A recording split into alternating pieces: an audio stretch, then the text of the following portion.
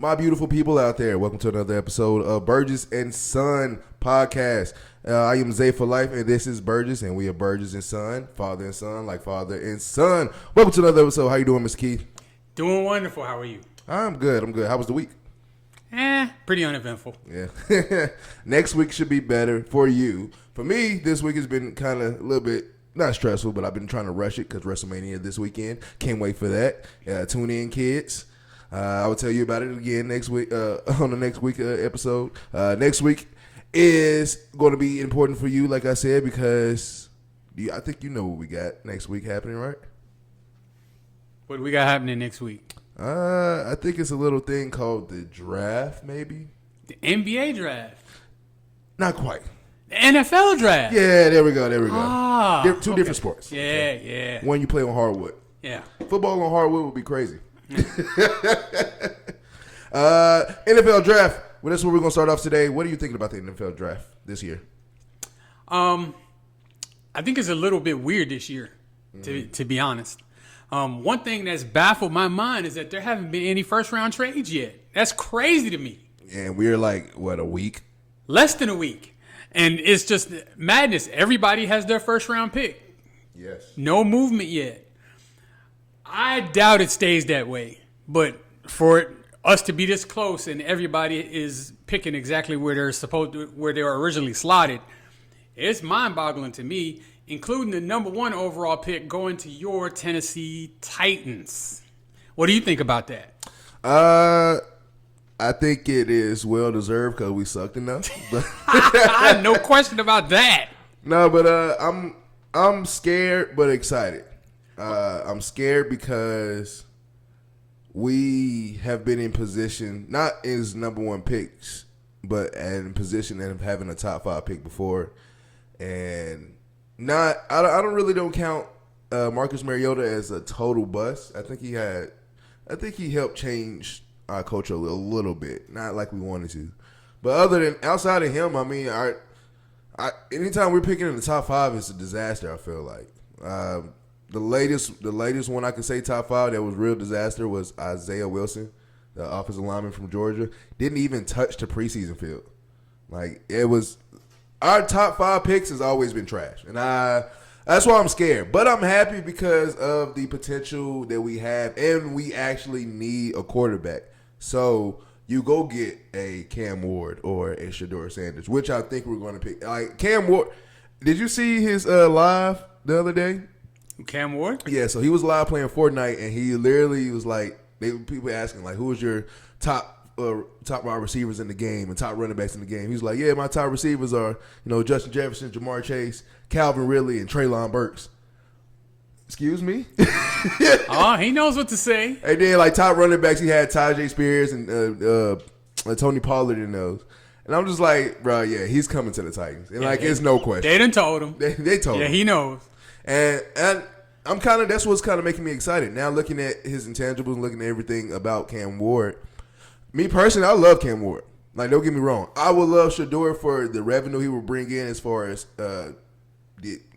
everything, the media, the primetime games we would get. But Cam Ward would probably do that too as the number one pick. But Cam Ward, I'm happy for him. When he was at Washington State, I thought he was a good quarterback. For people that don't know, Oregon was in the Pac-12. Washington State was in the Pac-12, so I had a chance to actually watch Cam Ward, and I loved it. I wanted him to come to Oregon when he announced he was transferring. So I think he's a great player, phenomenal player, but I am scared and I am excited to see what happens. It's always scary when you have the number one overall pick because it's a coin flip, really. Yeah. Most of the time, if you look at the NFL and where these quarterbacks generally are picked, they're picked early in the first round. Yeah. And then if you look at the success rate, it's kind of 50-50. Yeah. So you hate to be in that position and screw it up because it sets you back to square one, which is exactly where your terrible team is. They are at square one. Square fucking one. But use my team as an example of what can happen when you do right by the pick. Yes. When you do right by the pick, great things happen for your franchise because the single hardest thing to do in the NFL is to get you a franchise quarterback. And once you have that, running your organization is so much easier because you don't have to use all of your assets trying to get the quarterback. You have the quarterback. Yeah. So now your draft picks is you're looking for depth. You're looking for quality players around them. I mean, let's think about how it is in the NFL nowadays. Yeah. 7 out of 10, 70% of it is getting the right quarterback. Yeah. And once you have that in place, you can get the pieces around them. But if you don't have the quarterback, it almost doesn't matter how good the rest of your roster is. Yeah. This is 2025. You can't trot, Brad Johnson, Trent Dilfer out there and expect to win Super Bowls now. Your quarterback's got to be top 10 Pro Bowl caliber. Yeah. You don't necessarily have to have the best one, but you do have to have a really good one. Yeah. Salary cap error makes it, even more difficult because if he is really good, eventually you're going to have to pay him. Mm-hmm. And then that's where you really have to tap dance around the salary cap, but that's a positive problem to have. The issue is when you don't have the quarterback and you feel like you have to overspend on defensive tackles and wide receivers and, that type of thing to get your roster in a position where you can compete. So I'm actually excited for the Tennessee Titans. For you guys that don't know, he is a Tennessee Titans fan, grew up in Tennessee, along with my wife, who is also a Tennessee Titans fan. It is extremely difficult to live with these fools, even though he doesn't live with me anymore. I am a Washington Redskin Commanders fan, have been one for 40 years. And I would just like to remind Zay here that last year the Commanders and the Titans did play a game. And do you remember the outcome of that game? Yes, I do. Oh. Well, unfortunately. I hate to drudge up, bad memories for you, but But we won't bring up the past 5. What? Or the past times before last year. Hey, life didn't exist before Jaden Daniels, bro. Look, Jaden Daniels on your chest, and you see the greatest team is blocking them. Yeah. In fact, let's get this crap out of here, man. You know what? You threw a better pass than Caleb Williams. All right, on to the next one. Yeah, so I'm excited for the NFL draft. I can't wait for it to happen. Hopefully we'll see what happens. Hopefully Cam Ward comes in and helps saves. You think we can be one of the top teams? Not top teams, but be a team that be like go from worst to first? I don't know about worst to first because you're in there with Houston. I definitely see improvement. Let's be honest. Hey, there's nowhere to go but up, dude. Yeah. we already at bottom. You almost can't possibly be worse. We're not even at rock bottom. We're at bottom. I would guesstimate that you have the worst quarterback in the league in Will Levis. He's terrible. Yeah, it's pretty bad. That's another day conversation with that one. Yeah. Anyway, moving on today. This week, I did say it in the beginning of the show. It's WrestleMania this weekend, but also another thing is happening this weekend, which is the NBA playoffs. Now, we still have 2 slots open, 1 in each conference. Tonight, we're going to have 2 play-in games, which is, I think it's Heat and Hawks and Mavericks and Grizzlies. Determine the final 8 spot for both conferences. First of all, before we get into the playoffs, like the play-in tournament. First of all, how do you feel about the play-in tournament? I don't like it. You don't? I don't. Why not? Now, I mean, I think it's a revenue grab. First of all, it's just a money grab. Yeah. Was it sponsored by SoFi or something? The SoFi play-in tournament. Yada, yada, yada. It's garbage. The games generally have been crap. They play an 82-game season. It's a long enough season that you can determine who your playoff participants should be. Yeah. This shouldn't come down to 1 game, 2 games. You played 82 of them already. Yeah. Let's just get to the playoffs. If you finish 9th, if you finish 10th, you weren't good enough to make the playoffs. Your season should be over. That should be it. I don't like the play-in. I don't. Only reason I don't like the play-in itself is because I feel like it's an unfair chance. Like, I'll fight as a team that's been fighting all year. Maybe I battled injuries, and I'm not as good as I was last year. Or we lost a player to free agency or whatever the case may be.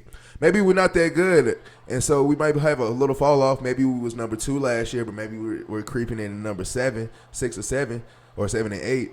And I find it unfair. I worked my ass off all year with all the trials and tribulations. I worked my ass off to get to where I'm at, and I might be in the number 7 seed. And because I might potentially have 2 bad games in a row, I'm out of the playoffs. That is bullshit. And 2 or 10 or 9 and a 10 seed at that. That would really set me off. And so that's the only reason I don't fuck with the play-in tournament. But I will say that I won't lie, the 7 and 8 games are fantastic. Like the Warriors and Memphis game, I wish that was a good game. I wish that was a series because that was just a. But to me, the 7 and 8 game, of course, those are the 2 teams that should be in the playoffs anyway. They finished 7th and 8th. Yeah. I mean, it's look, dude. I do away with it. The playoffs are long enough without having to wait pretty much an extra week to get through the play-in for the playoffs to start. I wish they would do away with it. I think it's because it's to help fill up that time because usually beforehand they would wait like a week before starting the playoffs, give them rest. But I think this kind of helps. They're trying to think that this helps cover up that week of time, which it doesn't. And also, like, I won't lie. If you're gonna do a play-in tournament, do the 7 and 8. See who's gonna be see which team is gonna play the number 1 seed. Like if you do that, then I think that would be better. I don't even think that's necessary. It's not. If you're 7th, you play the 2. If you're 8, you play the 1. That's it. That's it. All. That's the end. I mean, I just think it's dumb. It's absolutely just another revenue grab. And it's absolutely unnecessary. I mean, the reality is that the 7 and 8 seed, generally speaking, they don't have really a hope of being really championship contenders anyway. Yeah. And so now you're going to throw in a 9th and a 10th seed and put them in the mix? The only thing that I say it helps out, like the times right now that it helps out for the 7 and 8 seeds, they make them seem kind of sexy now. It's like the Warriors are a 7 seed. And I don't count the Warriors out. It's just like I don't count the Chiefs out. I don't count the Chiefs out of any game as long as you got 15 in red. I don't count the Warriors out as long as you got that light-skinned motherfucker and they got number 30 on his back. And playoff Jimmy. Yeah, and so I never count them out anyway. Even before Jimmy got there, I still never count them out. And so that's just how the Warriors are built. And so Warriors being a 7 seed is going. And then if Memphis can take this dub tonight and be the 8 seed, dude, like those 7 and 8 seeds are. That's what they should have. They was already the 7 and 8 seed. I mean, if you look at the West, the 3 through 8, they were only separated by a couple games. Yes. So I mean, like it was already jumbled up to begin with. Literally, what was it? I was watching. It was the Warriors at one point when they was actually had a nice little win streak, and they was number 5 or number 4. And they lost one game and went down to number 8. Yeah. And won one and went up to 7, then lost another one, went to 10 or 9. I'm like, Jesus Christ, it's really like. Yeah, it's tight in the West. I hate to be that. But just overall, man, I just think the play-in is a waste of time.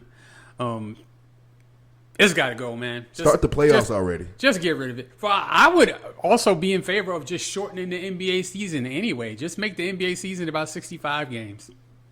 That's it. For real? Yeah. Mm-hmm. Why 65? Dude, the NBA season is just too long anyway. Hell, they don't even play the 82 games with load management and everything. You're lucky if those guys get 65 games in. So, I mean, just make the season shorter. You're still going to load manage that 65, so that 65 is going to turn into They'll load manage it less because there's less games to mess around with. If you fall a couple of games behind, that's less games you have to catch back up. I wouldn't shorten the season. I would shorten the playoffs. I go back to how we was in the 90s, in the 80s probably. They could do that too. Make the first round best of 5. I'm with that. Not? I'm with that. Shit, at that point, best out of 3. But only way I say best out of 3 because you will see more upsets from an 8 to a 1. Because I think an 8 can pull out 2 wins. Actually, remember the time the Warriors played the Clippers when Shea was still on the Clippers? And they pulled out 2 dubs? I mean, I think it's definitely more likely to happen with a shorter series that, the underdog would win. I just don't think that the series should be that short. That's what the WNBA does. That's not what the NBA does. Nah, I think WNBA did first round was just one game elimination. Whatever. That is trash. What we got on for the next topic today? The next topic is former Tennessee Vol quarterback. Oh my God. Nico Iamaleava, which his name ought to tell you something right there. Wanting more money from NIL, and I guess thinking that the Tennessee Volunteers or the Tennessee Titans decided he was going to hold out, and they said bye-bye. That was crazy. So, overall, what do you think of that situation? Two things. First thing is something I said when NIL first was introduced and about to be passed into the NCAA. And I remember we had our talks before, and I had talks with other people. Not really arguments, but debates. It's just I always disagree with it. I loved when player. Now I get it. Everybody who does the honest work deserves to get paid. Rightfully so. At the end of the day, though, this is college. You getting paid is getting that full scholarship. You go to school and you get that diploma when you're done. Or if you decide and you're good enough to go to the league, leave early, then you get your money. Players getting paid out loud now in public, I knew this was going to happen. Not this, per se. Let me not say I just knew that. But I knew something in this caliber was going to happen. You can't pay young kids that, and then on top of that, paying them millions of dollars and expect good to come out of that. First of all, when players was getting paid, I guess, under the table, you have to be good. I'm sorry. You have to be great to get paid to go to college. Great. Like, you're not just giving any what was it? The quarterback from UNLV asked for more money. You're like, oh, I'm going to leave. I left after 3 games because he didn't get paid. Who are you? I just knew in the beginning when this was going to happen that it's going to be like this. This is trash. It sucks, man. You already see in the NFL or in the NBA, in the grown man league, the divas is happening because they get their money. What you think is going to happen to young kids that he just got out of high school? You gave him a bunch of money? I just knew some bullshit like this was going to happen, and I'm not feeling it. I don't like it. But as a player, as a guy who does the work, a guy that played and been in those locker rooms, been hurt, had concussions, been like really to the point to where I think I can't play, but I'm forced to go out there anyway. I deserve to get paid for something. I need something. So I get it, but I hate it. What about you? I see it differently. Mm-hmm. So I guess the first issue is, do I have a problem with NIL or the transfer portal? And the answer to that is no, I do not. If anybody should be able to, it's called name, image, and likeness. I should be able to make money off of my own name, image, and likeness. And rightfully so. So I have zero opposition to college players getting paid. The revenue that's associated with what they do that makes administrators, coaches. I mean, think of what the University of Alabama campus would look like if they didn't have their football program be the most successful football program and bring in the money that they bring in. Mm-hmm. So I think the players should benefit from that. I also think that we do live in the United States of America. It's supposed to be a free country. If you don't want to be at this school and there's another school that would like to have you and you want to go, you should be able to go. Yeah. I mean, I'm all for freedoms. However, I am not immune to the idea that there are consequences that come with them freedoms. Yes. There are. So hard consequences. Nico Iamaleava got horrible advice. From somebody. Maybe it was from his circle. Maybe, I mean, generally speaking, these guys have agents, like even coming out of high school and everything. I don't know if it was his agent or whatever, but he got horrible advice. And what he tried to act like is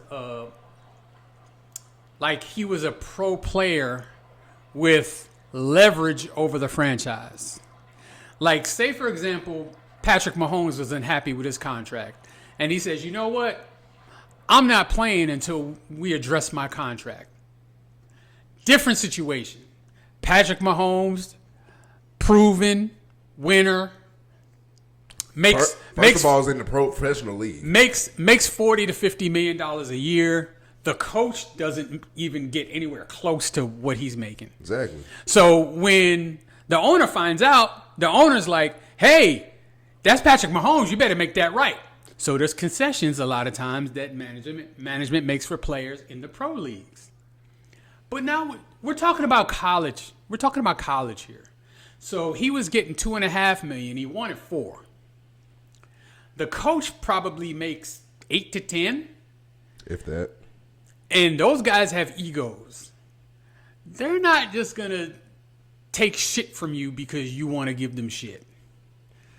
They have recourse, just like you have recourse. I don't know what he thought was going to happen now, because it's one thing to want more money, but then to not show up for mandatory team stuff, that's a bad look, especially in college where the coaches have all the authority.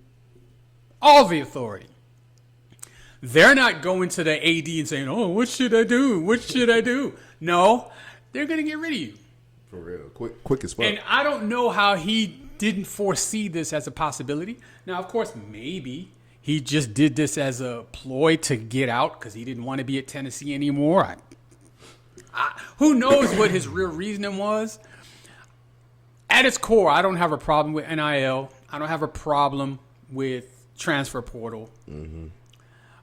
But there's consequences to it. So there's consequences for the coaches. There's consequences for the players. If you're going to conduct yourself in that way, there's consequences. These are the consequences for him, is that he's not on Tennessee's football team anymore. Unfortunately. Well, I mean, I'm not. If I was the coach, I'm pretty sure I would have done, something pretty similar. And if I was the player, I would have probably went about it differently because you don't have the leverage. You don't. And I think also he kind of probably looked at Carson Beck getting damn near $10 million for his NIL deal when he went to Miami. And he's like, oh shit, I feel like I'm better than Carson Beck. Man, Carson Beck won a fucking national championship. But who knows what he was thinking? I mean, Carson. I'm not saying he's thinking that, but yeah. I mean, but you just don't conduct yourself like a diva. So I'm against diva type behavior. It's one thing to request what you want. I got no problem with you asking. However, it is also up to the organization to concede if they wish, or to not concede if they don't wish. Yeah. And clearly Tennessee didn't wish. And so he had to go. And I'm okay with that. I mean, I kind of feel bad for him, and like he's probably going forward going to be the poster child for this type of thing. Yep. The precedent has kind of been set, so hopefully no other players conduct themselves in this fashion. You know what I mean? They probably will. I'm sure somebody probably will, but I mean, I know a lot of people that think twice about this because who's going to fork over $4 million to him now? Because you look like a complete simp of a football program to give him $4 million after Tennessee, who could most certainly afford it, said, hell no, you got to go. Yeah. Yeah, it's one of those days. Just one of those days. I don't know, man. I just can't get with the NIL deals. That's one topic I wanna talk about in the future. Because I know for a fact if this happened like this, some bullshit is going to happen soon. I'm pretty sure it's already been happening. Yeah. But I don't think it's resulted in something like this yet. This is crazy. But I mean, again, just because this happened, I don't think the NIL is bad, and I don't think the transfer portal is bad. Now, as fans, obviously, we don't necessarily like it because, we like stability. If we have a good player, we'd like to think he's going to be there for the 3 or 4 years that you expect him to be. But ultimately, I mean, it's not really our decision. It's up to the players and coaches, and that's that. We'll see how it fold out throughout the season as the season go by, as the years go by with NIL deals, because it's not gonna just go away. It just got here, so we're gonna see what happens. But in Nico's case, brother, good luck to you, sir. Good. Now I heard he's going to UNC. It don't matter, but still. Whatever. All right, y'all already know what time it is. Time for the best segment in the world. Soon to be known to the world as the best segment in the world. Way Back Wonders. Okay, it's where the OG here tells the young buck about an athlete from back in the days that probably, guess what, I didn't see. I know I didn't see. Who we got today, Ms. Key? Today's Way Back Wonder is the fantastic legend of basketball, Larry Bird. Larry Legend. I know you're going to like this as a Celtics fan. Larry Legend. Personally, I hated Larry Bird his entire career. I wonder why. From Indiana State when he was in college, all the way up until when he was with the Boston Celtics. I hated him. Well, in college, I hated him because I liked Magic Johnson, and that rivalry was already established. You almost can't say Larry Bird without saying Magic Johnson. Yeah, for sure. But that rivalry was established in college, where they played against each other in 1979 for the national championship in college basketball. Still to this day, the most watched NCAA championship game. Damn. 1979. Still the most watched. Most watched? Most That's watched. crazy. Since and we're talking about 1979, no cable and all that kind of stuff. You had to fix your antenna, make sure you can see it. So he came into the NBA the same year as Magic Johnson did, even though he was drafted the year before, but he decided to stay in school. Somehow the Celtics actually still held on to his rights. So when he did decide to come out of college, he went to the Boston Celtics. When he came into the league, the Celtics were terrible. They were awful. Obviously, you don't get a player of Larry Bird's caliber with a late round pick. Yeah. So they picked him very early. I can't remember exactly how high they took him, but they did take him very high. I think the year before he got there, they won 21 games. I thought they was at least decent. There was a stretch there where the Celtics were god-awful at the end of the 70s. You know, all of those legends from the 60s and 70s got old and retired, and they just had trash left on the roster. Wow. Okay. So, in his rookie year, he came into the league, and immediately, after 20 wins maybe, somewhere in that range, the year before he got there, they won 61 games his rookie year. And really the only major change was he was on the team. That is crazy. One guy. There's a lot of talk about, you know, who the GOAT is. Is it Magic? Is it Michael? Is it LeBron? Is it Kareem? And somehow Larry Bird always gets left out of that.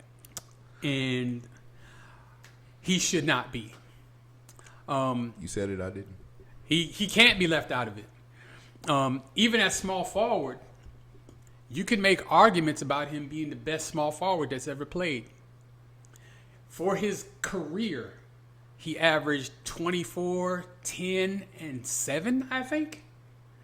Now, think about this. In his prime, he played with Kevin McHale. Mm-hmm. He played with Robert Parrish. Mm-hmm. He played with Bill Walton. Mm-hmm. He played with Danny Ainge. He played with Dennis Johnson. Mm-hmm. Everybody I mentioned, with the exception of Danny Ainge, is a Hall of Famer. He still averaged 10 rebounds and 7 assists a game, even with all that talent around him. Damn.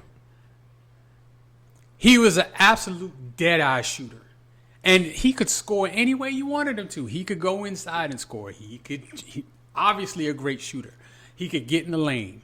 He could pass. He could break. He's one of the best passers that's ever played. Dude, his passes is crazy. Just insane. A tremendous, tremendous competitor. Tremendous competitor. And now, you know, of course, now we have all these podcasts where a lot of players are coming out and they're talking about, you know, some of their contemporaries. Larry Bird was the biggest shit talker of his era. The biggest, dude. And the consensus was this. He didn't come out and call you names or say you were dumb or you couldn't check him. He would come out and he would tell you what I'm going to do. Well, when I get the ball, I'm going to jab step left, I'm going to go right, and then I'm going to shoot the J right in your face. And then he would do exactly that. And not only do it, make the shot. I mean, as a defender, how demoralizing is it? He gave you the play, and you can't stop it. You in the shower crying. He won 3 championships in his career with the Celtics, beginning with, I think, his second year. They won a championship, and then they did win 2 more, and he was the Finals MVP for the last 2. He also won 3 consecutive league MVPs. Damn. Now, I just want you to digest this for a second. In the years that he won those MVPs, Michael Jordan was in the league. Yes. Kareem Abdul-Jabbar was in the league. Well in the league. Magic Johnson was in the league. Same age. Charles Barkley was in the league. Sir Charles. I mean, we could go down the list of all the great players that were playing during those 3 years that he won 3 consecutive MVPs. Do you remember the years? 84 through 86, I want to say. Or maybe 85 through 86. It was definitely in that range. Okay. And it was like not really a question. He was the MVP. It was a competition for who's going to finish second in the MVP. Jesus. He had back issues towards the end of his career, cut his career short. His last hurrah pretty much was the Dream Team in '92. Mm-hmm. By that time, he was in his early 30s, and he had slowed down, but skill-wise, he still couldn't be touched. His body just started to fail him, and at that point, I think he got picked on that team out of respect, not maybe for the player he was at the time, but for the player that he had been coming into that. Plus, I think that team needed some shooting anyway, and he definitely provided that. But as much as I hated Larry Bird, I watched him every chance I could get. A, because I wanted to see him lose, which almost never happened. And 2, because he was so great. I mean, he's so skilled. Great ball handler. Even though he isn't the most athletic player, he just knew how to get himself in position to rebound, to deliver a great pass, to take a great shot, and clutch, and not afraid of the moment at all. At all. So after he retired, and, I guess because Magic Johnson had always been, my favorite player, and it kind of became clear that Magic Johnson and Larry Bird were kind of friends now. That's crazy. It kind of, warmed me up to him some. But the more I look back, the more I have just such great respect for him. And he's in my top 10 of all time. Absolutely. And I would put his prime up against anybody's prime. Those 3 MVP years, I put them up against anybody's best 3 years, including LeBron James, including Michael Jordan, because they were absolutely spectacular. And if you look at him, he just looks like a doofus. I don't know how else you put it. Bro, he just looks like a doofus, and you're like, this dude's the best player in the NBA? Hell yeah, he was. For a stretch, he absolutely was. I saw one thing that said it was a white dude coming out to guard him, and he looked and said, "Hey, y'all put this white boy on me." He took it as an insult if you had a white man guarding him. As he's white. He's like, you got to put a brother on me. That's disrespectful. You don't put a white guy on me. I find that hilarious. Hilarious, dog. Because you're pure white yourself. And dude can't jump over a credit card. His athleticism just wasn't there, but I mean, he was just so skilled and so driven. Mm-hmm. If there was a model of, the type of player that you would want on your team, I think it's Larry Bird. Because he was just universally respected. He was the unquestioned leader of the team. Even after basketball, he was after his playing days, he's one of the few guys that were a great player and also became a great coach / executive. Usually those guys flame out. Yeah. Magic Johnson tried to coach. Didn't play out. He failed. He'll tell you he failed. He tried to be an executive. He didn't last long doing that either.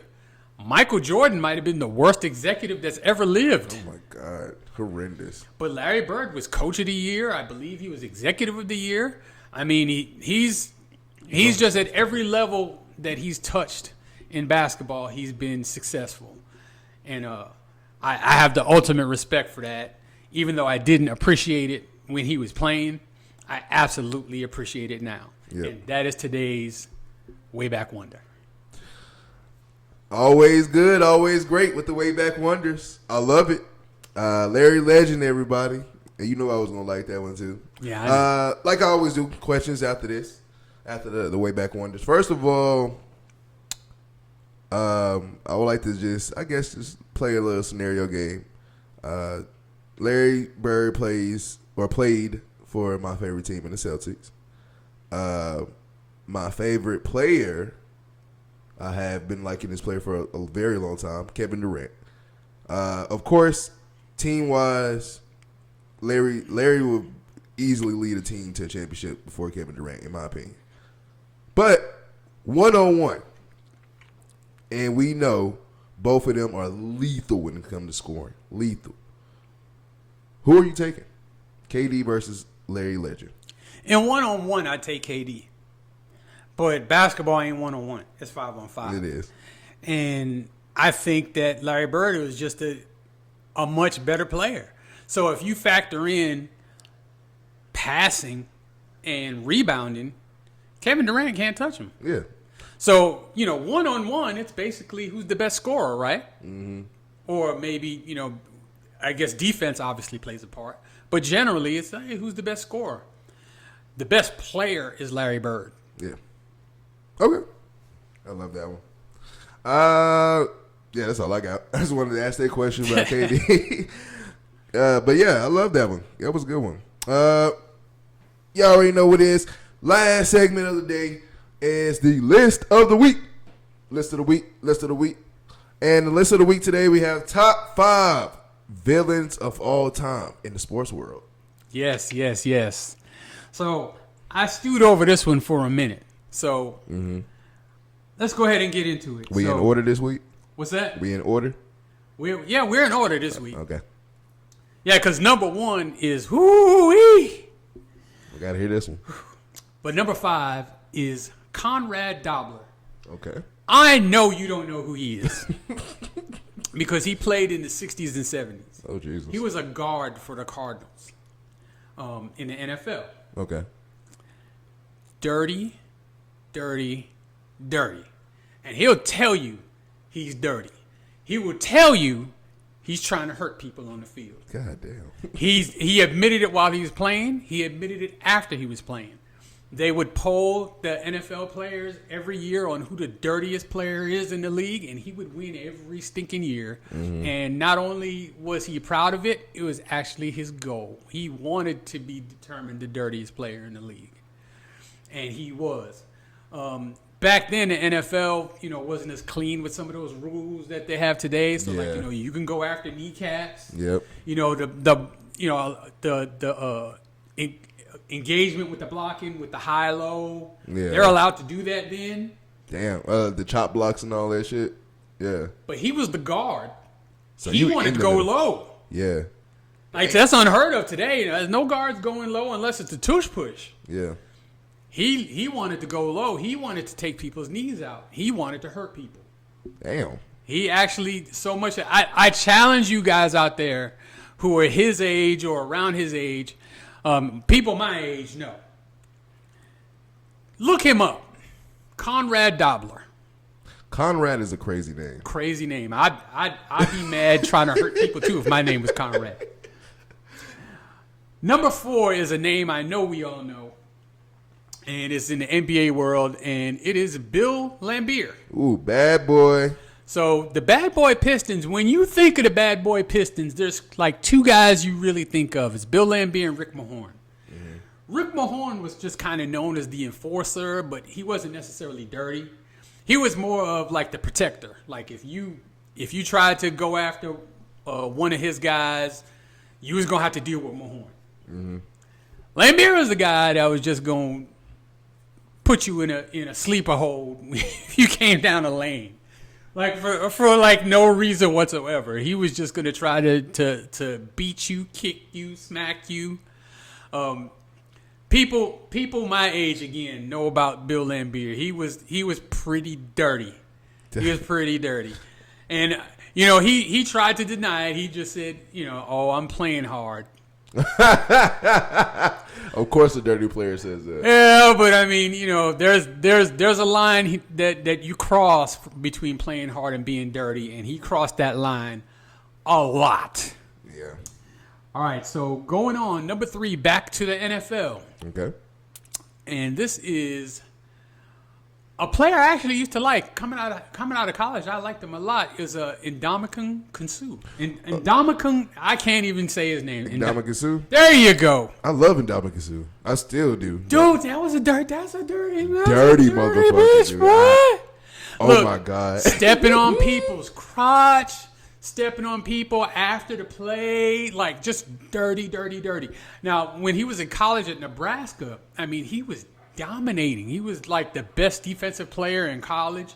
I think his last year in college, he finished second in the Heisman. I would say he was like close to being the first defensive lineman to be a Heisman, right? Yeah, he was absolutely great in college, and he was really good in the NFL too. But generally speaking, in the NFL, when you mention his name, people think a dirty play. Dirty, bro. I remember when he stepped on Aaron Rodgers' hand. Yep. And I mean, like, he continued to do it like throughout his career. Yeah, I gotta beat your ass after that. You stepping on my throwing hand? But like, dude, you're not stepping to him. He's it's 6'4", 320 and solid. It was bad idea. Ragdoll. Bad idea. That's the guy who bullies you because he can. You know what I mean? And like and he knows that there's not anything you're gonna do because you can't. It's like one of those skits. You be like, "Hey, go get the strap, man." Yeah. The only recourse you got is to go get a weapon because in a fair one, you're not getting it. All right. So back to the NBA for the second dirtiest player of all time, and who we got? It's Bill Lambier's teammate on the Bad Boy Pistons, Dennis Rodman. Damn. Dude. Now, when he first came into the league, he was kind of an athletic wing, more of a small forward than a power forward, defensive specialist. He could actually score a little bit, but, he definitely adopted that bad boy attitude. Yeah. And then, as he progressed in his career, he got dirtier and dirtier. And it was kind of strategic. Like, he would just do little unnecessary stuff to get under people's skin. And then it became more and more overt. And then not only was he doing stuff to the opposing team, I mean, he's like kicking photographers and, pushing fans. And like, it got bad. He was...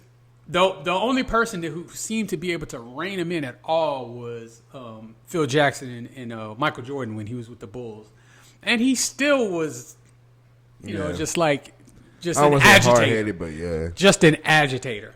After he left the Bulls, like he was still very much a wanted commodity in the league because he's the type of guy that you want on your team because. For one, he was, a great rebounder and great defender, but, he was one of those types of guys you wanted on your team, but, like, you hated to have to play against him. Always. There is some value to that.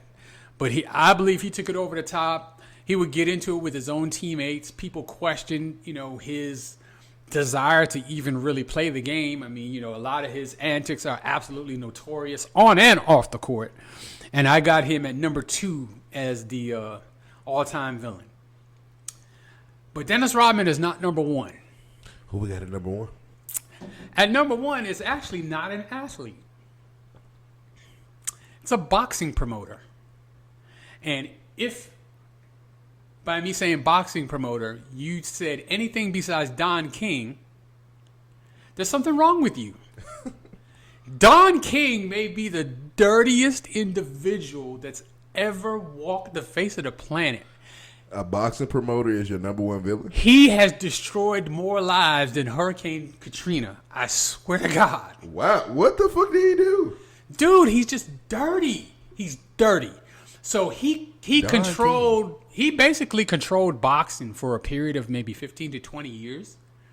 Where like if you were up and coming boxer, and he wanted a piece of you, he got a piece of you. So, towards the tail end of Muhammad Ali's career, took advantage of him.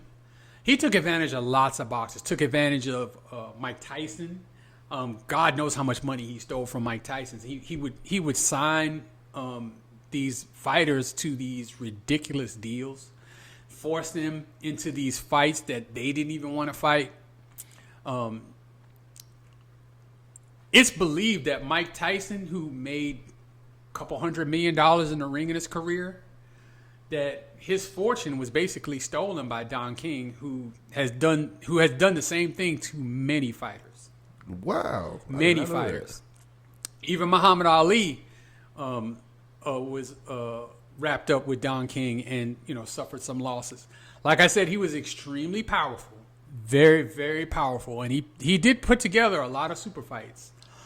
But he controlled boxing to the point where there were fights that could have or would have or should have been made that he wouldn't make because it might have been risky to his bottom line. Well, I mean, you're a fighter, you're a champion. You're worth more money to him if you have a belt. So he would do whatever he could to make sure you keep your belt. So if you fight subpar competition, it's okay with him. And when you lost, he was done with you, man. Damn. He was done with you. He was done with you. So he low key like he's not Vince McMahon, but Vince McMahon of boxing at this point. Vince McMahon probably learned from Don King. Wow, that is news. I thought Don King. I knew he was a boxing promoter. I just thought he was just. I didn't know he did all that. He was dirty, dude. He was dirty.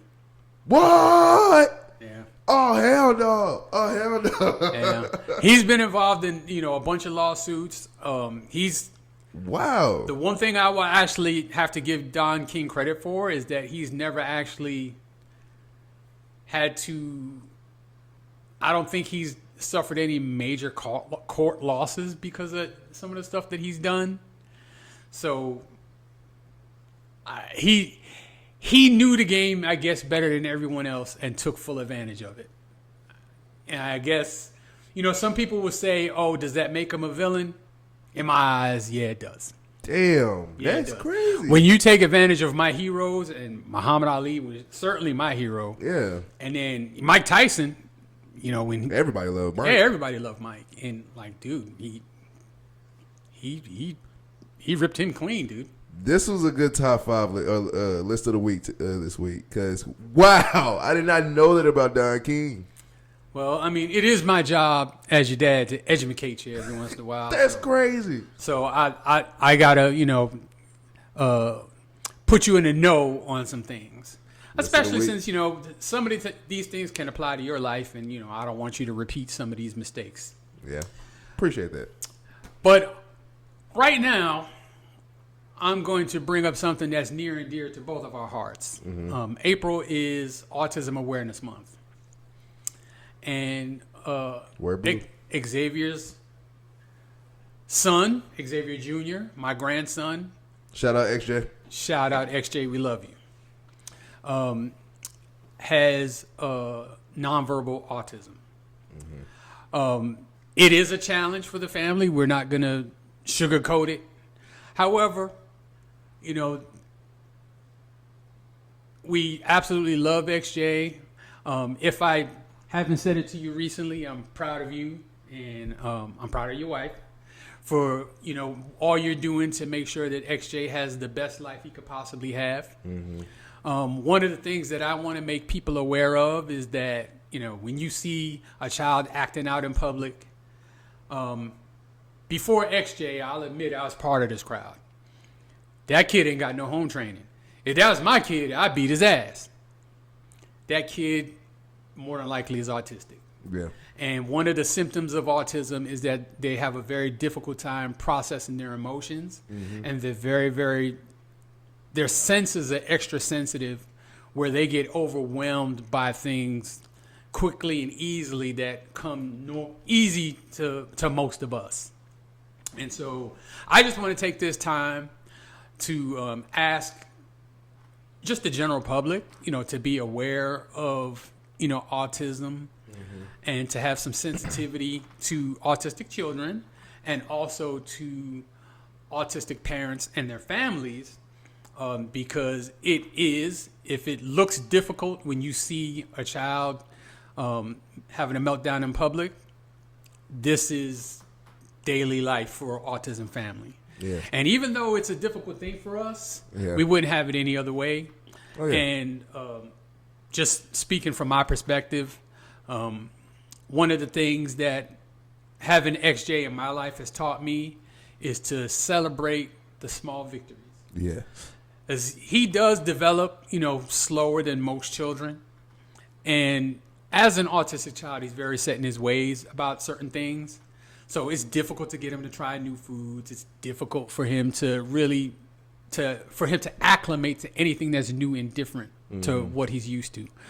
And, nowadays he's actually starting to branch out a little bit. He's, Yes. Trying different foods, different things. Surprisingly. Yeah. And so those may not seem like major steps in the life of someone who is neurologically normal, so to speak. But for him, it's a huge step forward. So I like to celebrate, the small wins that we get from XJ. And, we always, try to encourage not just XJ, but XS. Xavier Senior. And his mom to to keep doing what they're doing, because I know that in my heart I would have a far more difficult time with the situation than they do, and they're handling it great. Appreciate it. So as with everything with XJ, I will allow you to have the last word. I really do appreciate that. Thank you so much, because we do try hard. Shout out to XJ again. Shout out to my wife, Risha. Shout out to my daughter, Olivia, as well. We've been through the whole shebang since he was born. Of course, Olivia is younger than him, so she came later. But the fact that she, I guess, is developing normally, and she's outgoing and talking to people, the fact that she knows how to respond to XJ and how to take care of XJ and not be like, why this and why is he not there? No, she understands, and she teaches other kids, like, no, he's like this. And she sees other autistic kids, and she goes and helps them out. So I really do appreciate you and Mom as well. It's everybody, my grandma, sister-in-law, mother-in-law, everybody has had to have a big adjustment to XJ. And me and my wife are the biggest adjustment, because we live with him and we take care of him. It's been a cool ride. It's been ups and downs. It's been times we both cried. It's been times we got frustrated with each other because we're trying to get him and he don't understand. It's been times before, like, his development is getting way better. It was times that we would go out in public and he would just melt down or he'll run away. Now he kind of chills out and he's just sitting there and knows that, like, okay, if I can be good enough, I can get this. And if I can be good enough, I can get that. And so in my life, XJ has taught me a lot of patience. When I was younger, I've always had patience, but, dude, my anger problems was so bad that my patience go out the window. And playing football helped my anger problems because I go hit somebody. But, yeah, growing up, my anger problems was crazy. My patience was just out of this world. And so I had no patience. And so with him being in my life and going through it, like, he taught me a lot of patience. He taught me that, and also the one big thing he taught me was when we was in Colorado, I used to have to take him to therapy sessions. And when I took him to these therapy sessions and seeing the other kids in there, some are in wheelchairs, some really can't talk. Like XJ, he doesn't talk, but he tries to. Like he says little, sprints and words are here and there. But these kids, they really can't talk. The kids that are in wheelchairs, the kids that I'm thankful because I can be dealing with that, and I'm not.